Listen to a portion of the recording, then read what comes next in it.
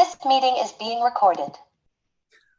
Welcome, welcome, welcome. This is Edna White, and I am the host of Keeping It Real on Purpose. Today, you're in the place where we talk to real people with real stories in real time on purpose. So I'm so excited to have today Lynn Forney with us, who is an author. Welcome to our show, Keeping It Real. Thank you so much for having me. Okay, so tell me and tell the audience, how do you show up in the world? Gosh, I feel like different days, it's probably different, right? I don't know, girl, because you know how we do. You know how we do. We are everything. I'm every woman. You know, that's right, right? So I try to show up as authentically as I can, I have a really boisterous laugh that people really get to know me very well from. I'm also very sensitive and emotional, but I love to have fun and support people. Yeah. And I have my, sad days too, where I just kind of want to curl up in bed and stay there and not show so much up in the world. So I love that one. Yeah, I love that. Yeah. But probably more as I get older to not put my junk onto other people, right? I'm trying to be very cognizant of that. So yeah. Good. All right. So tell us the story behind Choosing Survival. By the way, audience, great book. And I'll give my review later on, but very good book. Go ahead. So I was attacked when I was 21, back in 1998. So I can do the math of how old I am. And when I would tell the people kind of more details about the story, I would just kind of find myself saying, I know it's just crazy. I should just write a book, right? I should just write a book one day. And I never really knew if I would actually do it. I didn't think that I couldn't do it, but would I actually do it? I didn't know. It was just sort of always somewhere in the back of my mind. And, because I'm a performing artist, that's mainly what my life has been kind of revolved around. And so I work through my emotions in that way a lot. But this is a funny random story. So during lockdown, I had kind of always been interested in vocal lessons. Definitely intimidate me. And I found this coach who her mentorship is kind of like bold vocal, right? Like finding your voice through singing lessons. And kind of somehow that led, and she's also like a life coach. So it kind of led into going into a coaching program. And somehow I'd mentioned to her about this book and kind of feeling like maybe this was the time to write it, because I'd done so much work to heal through it. Like this is not something I could have written 15 years ago. And so through her coaching program, I kind of dabbled and started writing. I wrote one of my poems actually that's in the book. And then I wrote the first chapter and I read it to this very small coaching group. And the response I got was really beautiful. And I was like, maybe I have something here and maybe this is the time. So I just kind of. Maybe you do. Yeah, I did it. That's great.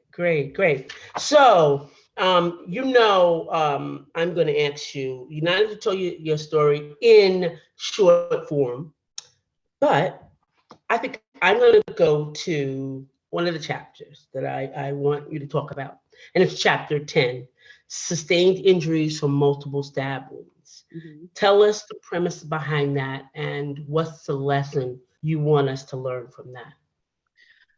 I was just trying to kind of tell very candidly exactly the injuries I sustained. And that's really the premise of that chapter is literally like, these are the injuries I had, I sustained from this man attacking me, and kind of the aftermath of all of that. So that very brief, just kind of like here, because I took that basically from my medical notes. Like these are my medical notes, and I'm just going to tell it like it is. Like you said. Yeah. And I want to tell you all, there was some pretty substantial lacerations, but what I liked what you said were wounds, and wounds has a different connotation than lacerations. But wounds was like, it left a mark, not only on my body, but on me. Yeah. And I think that's what I took out of this. I was like, why would she say wounds? She could have said cuts, tears. But audience, there are 7, and they're very serious. But you got to read the book to see. I'm not going to tell them. You all got to read it. So let me ask you, in your chapter, on chapter 13, you talk about the third day home. Talk about that a little bit for the audience, just to tell them a little bit about how your third day home after sustaining these injuries were. It was terrifying. So I was in the hospital for 16 days, and in fact, I think I would have been there a little longer, but I just asked them, like, can I go home now? I just wanted to go home, but I didn't even think, because I had 2 friends that had come to visit me, right? I'm like, I just want to go. I was 21, right? I'm like, I want to go be with my friends, not be here anymore. Yeah. Of course. And so the weekend was lovely because I had these friends there and I felt really supported. And then the third day, my mom went back to work, and it was the first time I was home alone. And I didn't think about that part of being home, right, and getting out of the hospital. And I was on the phone with my mother, and a call, and this is back in the day before everyone had a cell phone, okay? So a call waiting came through, and so I answered it, and it was a man's voice, and something, I didn't recognize it completely at first, but something just kind of didn't sit right with me when I answered that phone call. And I was taught to kind of answer like, my mother's not available, may I take a message kind of thing, right? And instead of saying she's not here. And so I kind of said, well, she's not available. And then something stopped me from saying like, can I take a message? And then he was like, is this Lynn? And I was like, yes, it is. And he started kind of asking me like how I was doing. He started asking me like what the police were doing for me. And I don't know, like I knew this was the man that attacked me. And I was just like, oh my God, like, who is this? Like, who is this? And he started asking me like, why did you start screaming? Why did you start screaming?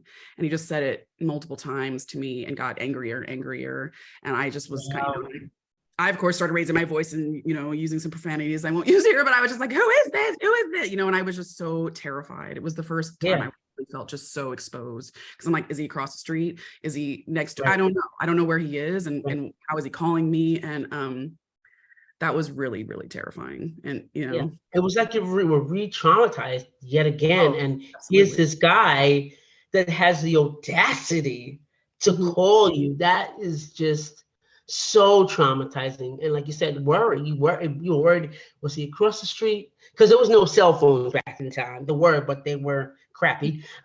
Right. Was he in the phone booth down the road? Where was he? Was he in the house next door? How did he get your phone number? All of these things were going through your mind, So yeah, you displayed courage, even answering the phone, even being in control, because even though you thought you were getting out of control, you actually were acting normal, because that's a normal response to an idiot, to an idiot that's attacked someone and want to ask them, how are they?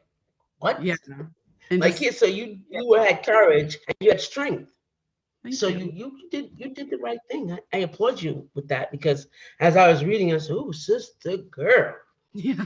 I don't know. I might have to call cousin Joe or somebody to get him, because I'm like, oh no, like you really displayed some real courage. I'm telling you, it's just, I was amazed by it. Thank you. Some courage, Thanks. some complete courage, and how you really wrote this is really encouraging. I will tell you, audience, I don't want to share it all, because if I do, I was going to share another chapter, but I'm not. What I'm going to ask you, Lynn, what was your most favorite part to write? Well, I can tell you what my least favorite parts to write are. Okay, I like that. Most favorite part, I think when I was coming to, like, I knew this was going to end soon, like, okay, I'm kind of towards the finish line.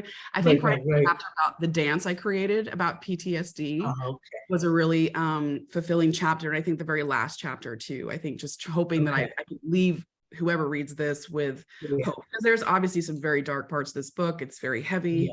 But I also wanted this to be uplifting, at the same time, and give other people hope. And someone that read it kind of said, I somehow felt seen.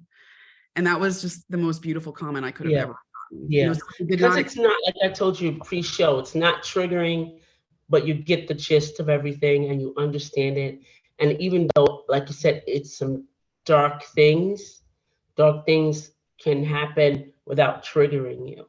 So the way it is written, you share the dark, because without the dark, we can't have no light, right? Exactly. So you shared the dark, and like you said, at the end, you kind of gave it, but I don't think it was the end. I think it was when you start sharing the poetry.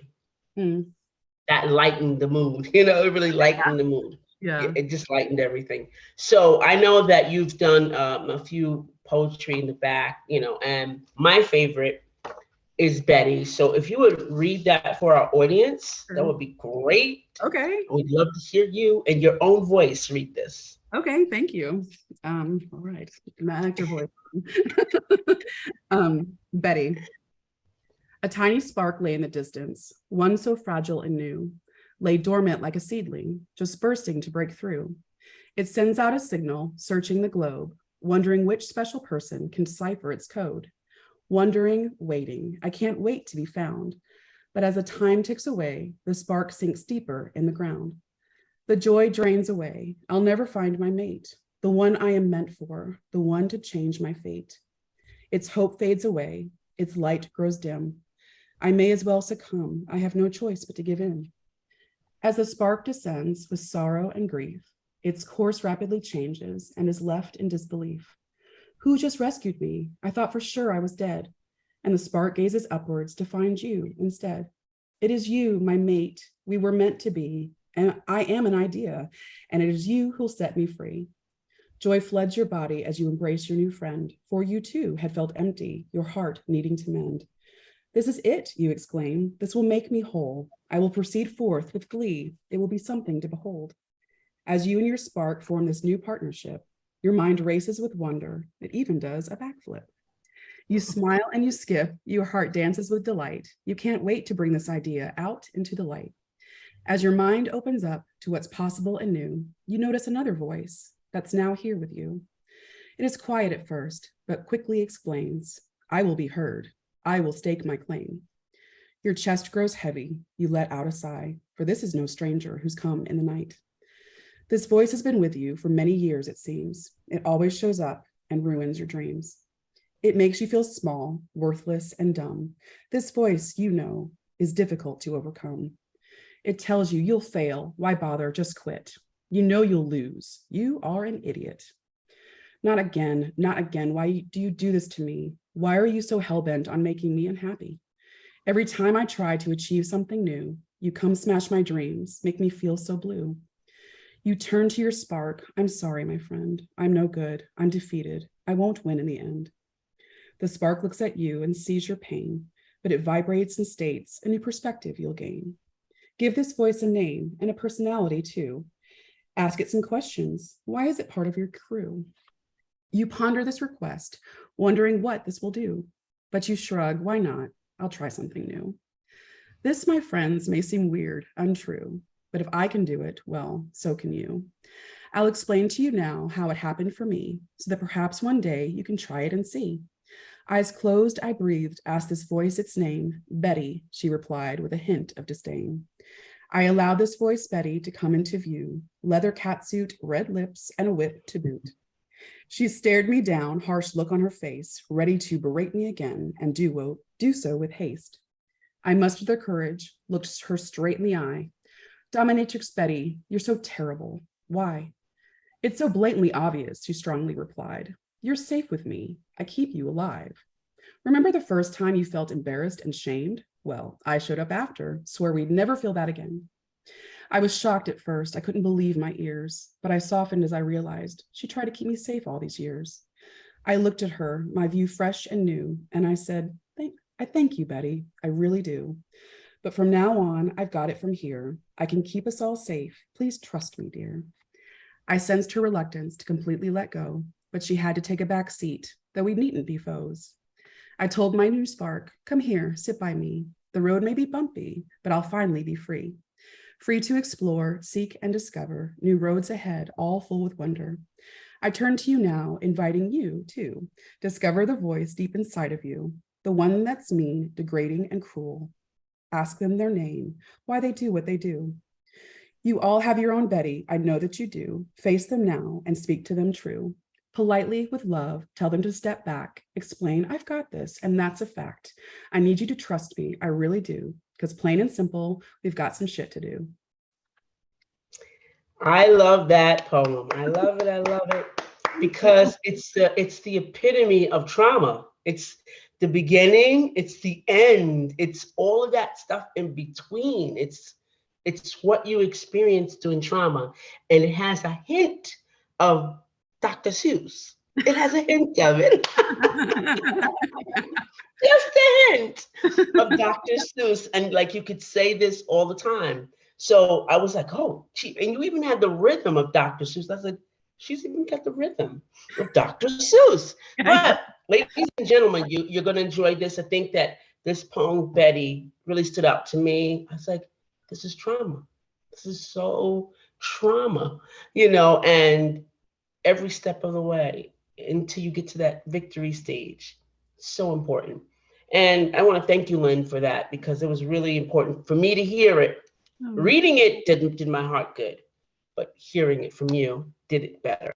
And I know the audience probably enjoyed it too.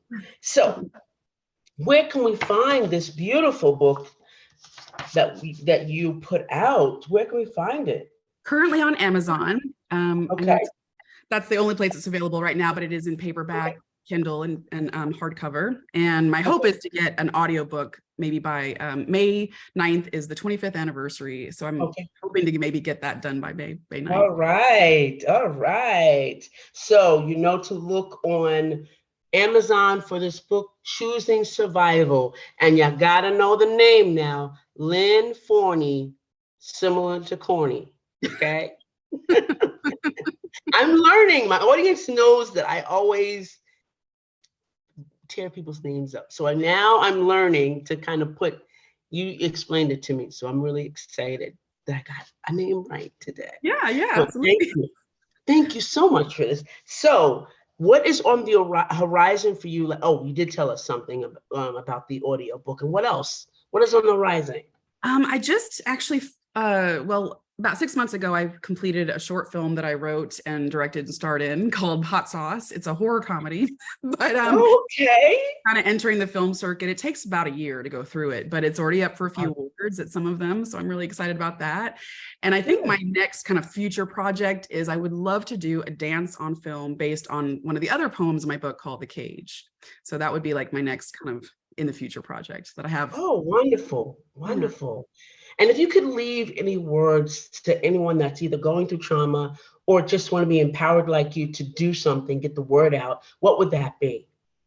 First and foremost, advocate for yourself. You are absolutely worth it. I experienced a lot of, shaming and blaming, and it's just very disheartening, but somehow I came to this piece of knowing that it instilled fear in them. Like if this could happen to me randomly by someone I didn't know, it could happen to them. And so it's kind of this compassion of, okay, like it's not appropriate. And I hope that people can learn from this too and how they respond. But there's this, if you can kind of keep that in your heart, like this is instilling fear in them.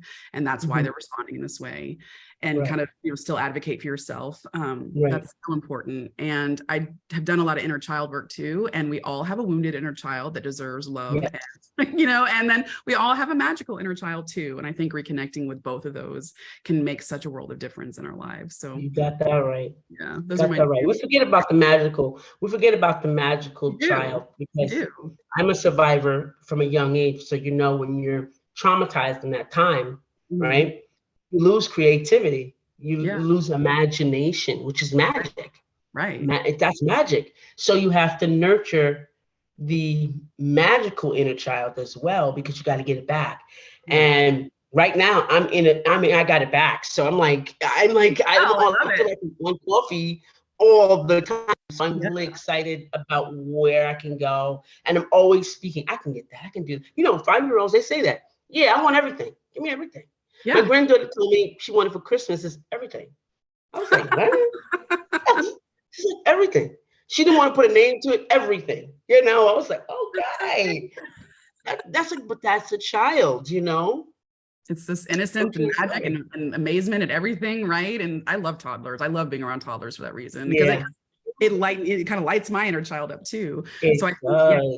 I think so many of us could enter the world with more compassion and love if we kind of nurtured and loved our inner children. I mean, I so strongly believe that. So I hope that's something I can do. And like the main message of my book is, if without the dark, there is no light, right? And so it's so hard when you're going through it, but somehow keep that in on the, the end. It's coming. It's coming. It's coming. It's coming. It's coming. Yeah. How can our audience reach out to you? Is a website, email? Yeah, I have a website. It's just lynnforney.com. I hope there's Lynn. And then, yeah, that's probably the best way. But I also have an email, choosingsurvival@gmail.com is another way you can reach out to me as well.